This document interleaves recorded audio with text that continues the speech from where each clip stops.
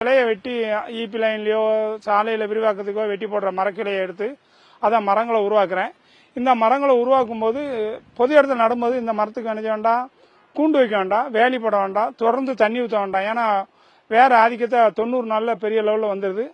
இது ஏன் தென்னை நாரை பயன்படுத்தணும் அப்படின்னா, பெரும் நகரங்கள்ல மண்ணு கிடைக்க மாட்டேங்குது. இப்ப சென்னை போன்ற நகரங்கள்ல மண்ணு கிடைக்க மாட்டேங்குது. ஒவ்வொரு வீட்லயும் தூர போடுற மெத்தைகள், நார் மெத்தை. அந்த நார் மெத்தையில பாத்தீங்கன்னா 90 நாள் அபிவிருதமான வளர்ச்சி, கிளை வேர் அதிகமா இருது. இந்த வேர் வரும்போது அந்த பொது இடத்துல நடும்போது தொடர்ந்து தண்ணி ஊற்ற வேண்டாம், வேலையை கேட்ட வேண்டாம். இப்படி தமிழ்நாடு பூரா இப்போ தமிழகத்தில் கூட தஞ்சாவூர் மாவட்டம் வல்லம் பகுதியில் கூட மரக்கிளையை வெட்டி இதே மாதிரி கிளையை வெட்டி 90 நாளில் உருவாக்கி கொடுத்துருக்கேன். ஒரு 500 மரம். இதை அந்த மாவட்டத்தில் ஏடியை 4 மாவட்டத்துக்கு எடுத்து கொண்டு போறாங்க. இவரின் இந்த முயற்சிக்கு